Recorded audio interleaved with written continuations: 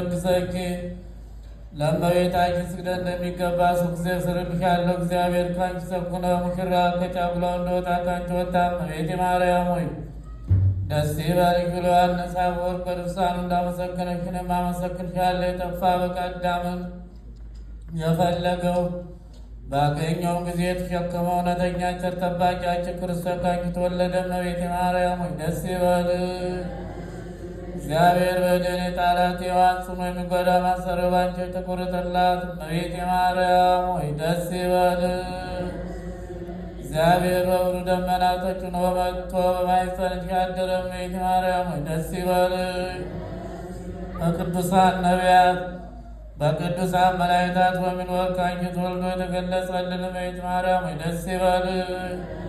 ከአብ ከመንፈስ ቅዱስ ጋር የመሰግለት ቃል የሚባል እግዚአብሔር ባንቺ ባሪ ከአንቺ ይወለድ ዘንድ ወደደሽ እመቤቴ ማርያም ደስ ይበልሽ። እኔ ለምእመናን ወንጌልን የማስተምርለት የጌታ እናቱ እመቤቴ ማርያም ሆይ ደስ ይበልሽ።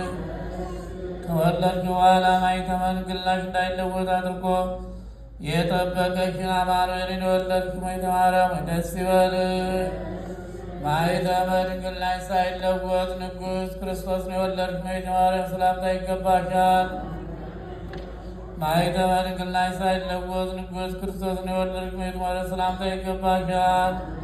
ልዩ መድኃኒታችን በወለድሽ እናትን አገልጋይ ተብለሻልና እግዚአብሔር ባርኪን ባሪያ አድርጎ ባለሟልነትን አግኝተሻልና እመቤቴ ማርያም ሰላምታ ይገባሻል። እኛ ከምንወደው እሱ ከሚወድ ልዩ ኃጢአታችንን ያስተሰርይ ዘንድ ለምኝልን። ልመና ክብሯም በእኛ ለዘላለም በእውነት ይደርብንና አምላክን የወለደች በድንጋሌ ሥጋ በድንጋሌ ነጸና ክብርት እመቤታችን ያደረገች ተአምሬ ነው። ብዙ ሴቶች ከእመቤታችን ጋር ነበሩና ውሃ ሲጠጣ ወዶ የተጠማ ውሻ ወደ እሳቸው በመጣ ጊዜ እኒያ ሴቶች አባረሩት።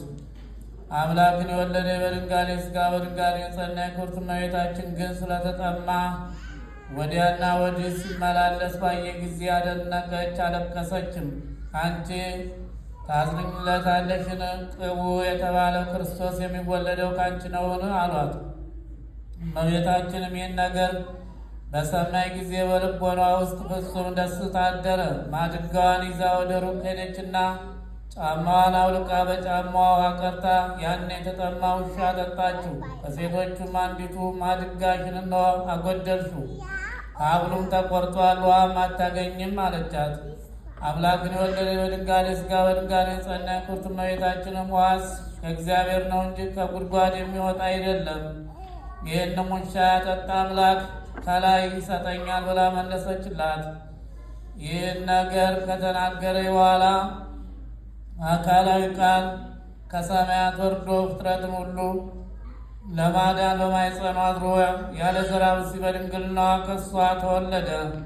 ሴቶች ሊቀጣጠቡ እንደተናገሩ የተናገሩትን ቃል በእሷ እውነተኛ ይሆን ዘንድ መንፈስ ቅዱስ በስላቅ በሳቅ ፈንታ አናግሯቸዋልና እርስ በርሳቸው የምትፋቀሩ የወንጌል ልጆቹ የአምላክን የወለደ በድንጋሌ ሥጋ በድንጋሌ የጸናች ክብርት እመቤታችን ቸርነቷን እወቁ። ለተጠማ ውሻ በጫማ ውሃ እንዳጠጣችው በረዳትነቷ ኃይልና በአማላጅነቷ በሚያምኑ የልጇ የወዳጇ የፈጣሪያችን መድኃኒታችን ኢየሱስ ክርስቶስ ሥጋውን ደሙን ለሚቀበሉትማ ምን ያህል ታደርግ ይሆን? ልመናዋ ክብሯ በእኛ ለዘላለም በእውነት ይደርብን። የሰማነውን በልቦናችን ያሳድርብን። ከእናታችን ከቅድስተ ቅዱሳን ከድንግል ማርያም በረከቷን ረድኤቷን ጣዕሟን ፍቅሯን በሁላችን ላይ ያሳድርብን። አቡነ ዘበሰማያት እንበል።